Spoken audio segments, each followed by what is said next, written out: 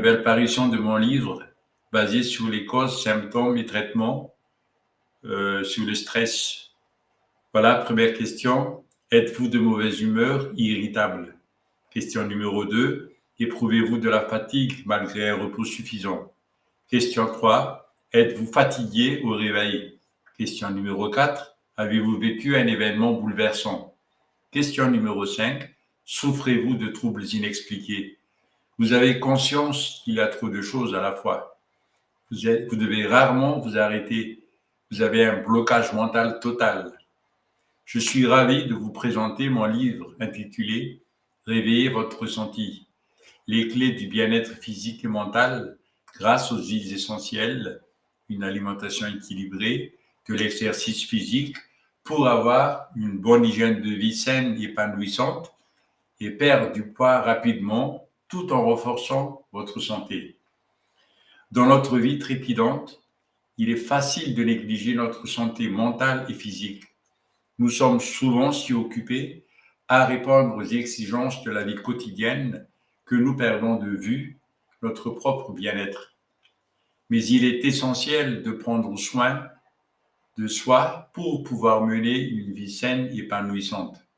Dans ce livre, je partage avec vous des méthodes éprouvées pour vous aider à reconnecter avec votre corps et votre esprit. Vous découvrirez comment les huiles essentielles peuvent être utilisées pour améliorer votre santé physique et mentale, ainsi que pour perdre du poids rapidement et de manière saine. Vous apprendrez également comment est une alimentation équilibrée et de l'exercice physique peut vous aider à renforcer votre santé globale. En lisant ce livre, vous découvrez des astuces pratiques pour vous aider à vous sentir mieux dans votre peau, à améliorer votre état d'esprit et à retrouver une hygiène de vie saine et épanouissante. Vous découvrirez comment prendre soin de vous-même et de votre corps pour atteindre une vie équilibrée, heureuse et rayonnante. 1. Qu'est-ce que c'est le stress? Le stress se définit par des réactions de l'organisme, tant émotionnelles que physiques, face à une situation particulière ou à des facteurs de stress, stresseurs. Le stress est une réaction naturelle si celle-ci n'est pas excessive. A contrario, une situation de stress chronique peut être considérée comme étant pathologique et peut entraîner des troubles digestifs, des céphalées, des troubles du sommeil ou encore d'autres atteintes psychologiques. Les situations de stress les plus courantes sont l'approche d'examen, par exemple, d'un entretien, d'une présentation orale devant un public ou encore en réponse à un certain danger. Dans ces situations, des signes sont alors directement observables. Respiration rapide, contraction musculaire, augmentation de la fréquence cardiaque, etc. En situation de stress, CELI distingue 3 phases. La réaction d'alarme face à l'agression, le corps manifeste les premiers signes provoqués par la libération d'hormones comme l'adrénaline. La phase de résistance, lorsque l'agression se prolonge, l'organisme résiste et compense les dépenses énergétiques occasionnées pour faire face au stress. La phase d'épuisement, l'individu ne parvient plus à s'adapter à la situation de stress. L'organisme craque. Si cette définition donne une idée claire des réactions physiologiques déclenchées par le stress, elle ne prend pas en compte le volet psychologique. 2. Le bon stress. On oublie souvent que le stress est une réaction normale et nécessaire pour l'homme. On parle alors de bon stress. Chez certaines personnes, il stimule la motivation et permet de mieux se préparer à une tâche ou à un événement. Chez d'autres, au contraire, le stress est tellement présent qu'il les paralyse et nuit à leur fonctionnement. En tous les cas, il se manifeste différemment en fonction des personnalités. Il ne dépend pas de l'intensité des stimuli, mais de la manière dont ces stimuli sont reçus est perçue par l'individu. Une même situation peut apparaître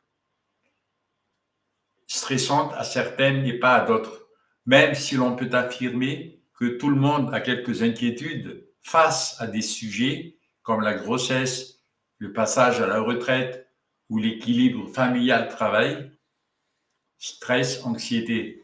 Comment faire la différence entre le stress, l'anxiété? Trois termes qui produisent un état de peur face à un événement, mais ressenti à un degré différent. Bien que ces étapes psychologiques soient proches, les causes et conséquences sont différentes.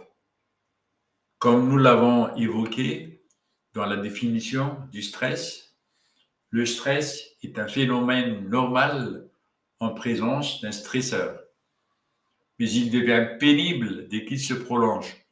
L'anxiété est quant à elle une tendance à créer soi-même un stress, à l'amplifier ou à l'anticiper. Le risque est qu'elle se transforme en un état pathologique. Elle peut être la conséquence d'un stress prolongé où la personne se met à craindre toute situation imprévue.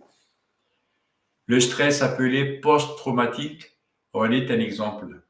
L'angoisse se manifeste sous forme de crise ponctuelle et répétée.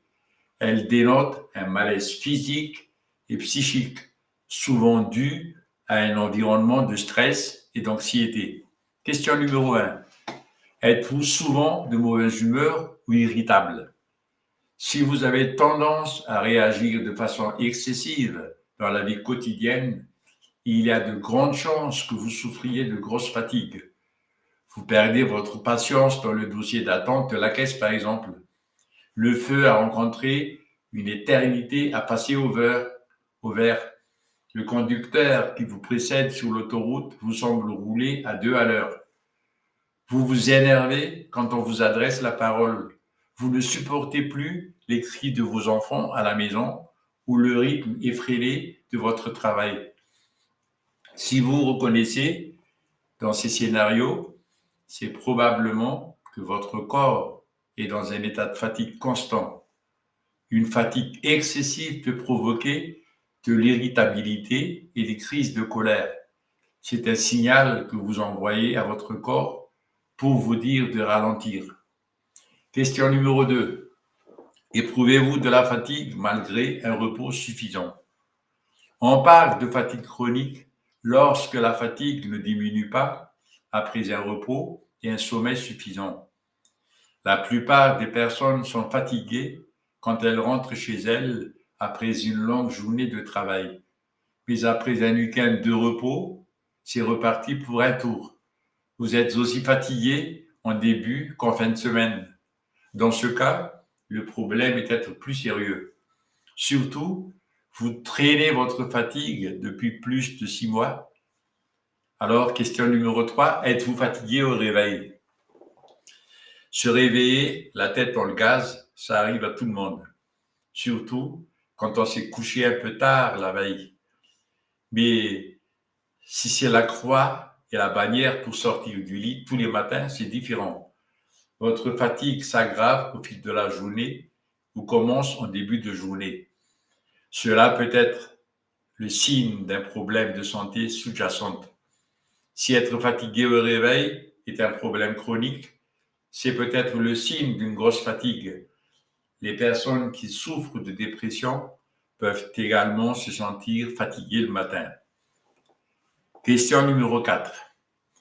Avez-vous vécu un événement bouleversant?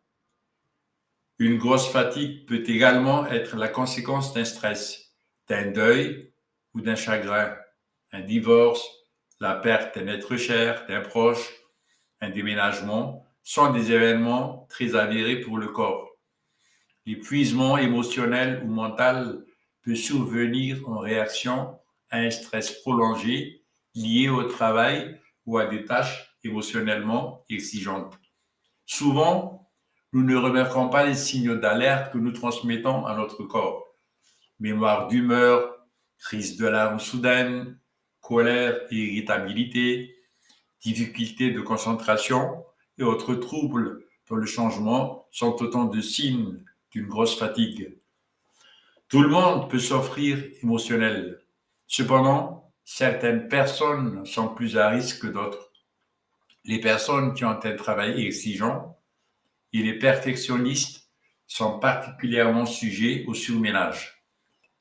Passons à la question numéro 5. Souffrez-vous de troubles inexpliqués?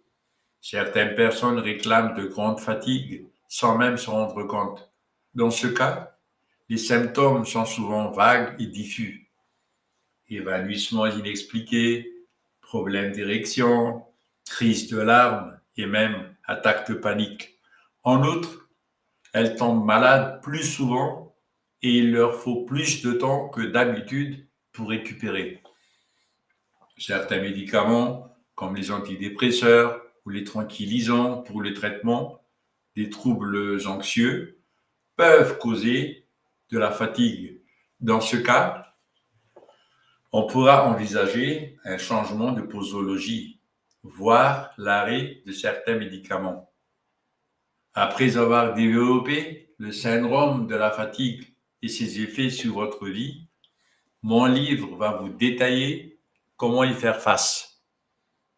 La prise en charge du syndrome peut se traiter par divers modes d'utilisation tels que la thérapie cognitive et comportementale, l'autothérapie, les compléments alimentaires, comment mieux dormir quand on est angoissé et stressé, savoir se relaxer. On ne s'en rend même pas nécessairement compte, mais le stress quotidien demande énormément d'énergie.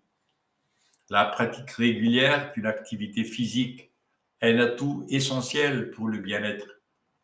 Aussi, je vous explique comment certaines interventions non pharmacologiques sont bénéfiques pour contrer et soulager la douleur. Elles comprennent la gestion du rythme des activités, la physiothérapie, les étirements, la réflexologie, l'hydrothérapie, l'acupuncture, le yoga, le tai chi, la méditation. Enfin, je vais vous développer comment combattre le stress par les remèdes naturels tels que les huiles essentielles. Des précautions s'appliquent dans les conditions d'application et de dosage citées en annexe. Il vous sera présenté un guide complet des huiles essentielles et ses différents modes d'utilisation, par exemple par voie cutanée, par voie orale, en diffusion, en inhalation, en cuisine, etc. Mais à contacter votre pharmacie ou naturologue. J'en ai également parlé du processus de diagnostic de la fatigue chronique en discutant des tests et des examens, les médicaments qui peuvent être utilisés pour établir un diagnostic approprié et enfin, les différents traitements disponibles pour la fatigue chronique, y compris les médicaments, les thérapies comportementales et les interventions nutritionnelles. Voilà, chers amis, je vous ai présenté en préambule mon livre. Ne cherchez plus. Réveillez votre ressenti et le livre qu'il vous faut. Ce guide pratique vous donne toutes les clés pour prendre soin de vous au quotidien grâce à des techniques simples et efficaces. Il regroupe en un seul tous les livres que vous aurez pu lire sur le sujet. Alors, n'attendez plus pour prendre en main votre santé et votre bien-être. Ce livre limpide et lumineux est une nouvelle étape pour retrouver une vie équilibrée et saine. Et la bonne nouvelle, c'est que vous pouvez l'obtenir dès maintenant sur Amazon. Sans plus tarder, je vous recommande de cliquer sur les liens ci-dessous et de vous connecter sur mon site. Je vous souhaite à tous une meilleure santé. Bye bye.